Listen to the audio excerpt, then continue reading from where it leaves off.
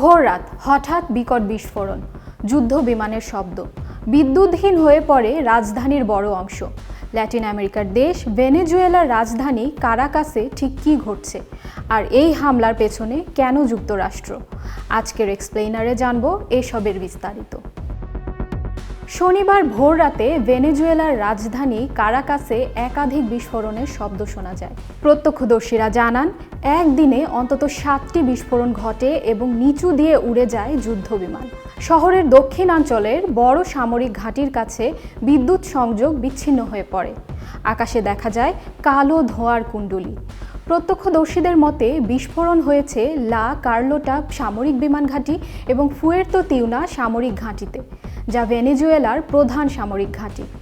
এখানেই president Nicolas Maduro অবস্থান করেন বলে ধারণা করা হয়। ভেনেজুয়েলায় এই হামলা যুক্তরাষ্ট্র চালিয়েছে বলে বিষয়টি নিশ্চিত করেছেন মার্কিন প্রেসিডেন্ট ডোনাল্ড ট্রাম্প।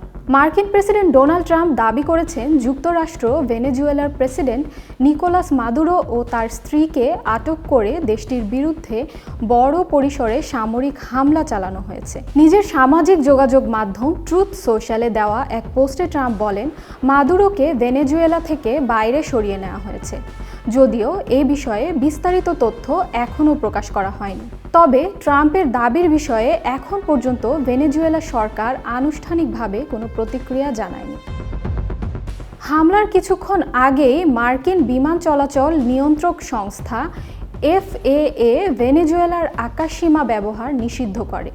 যুক্তরাষ্ট্র দীর্ঘদিন ধরেই অভিযোগ করে আসছে ভেনেজুয়েলা যুক্তরাষ্ট্রে মাদক পাচার ও অবৈধ অভিবাসনে জড়িত। অন্যদিকে মাদুরোর দাবি যুক্তরাষ্ট্রের আসল লক্ষ্য ভেনেজুয়েলার তেল ও খনিজ সম্পদ। 2024 সালের নির্বাচনেও মাদুরোর বিজয়কে যুক্তরাষ্ট্র স্বীকৃতি দেয়নি।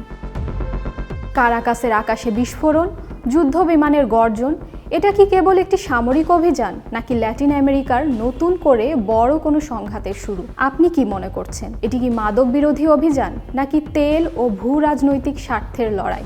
কমেন্ট করে আপনার মতামত জানাতে পারেন।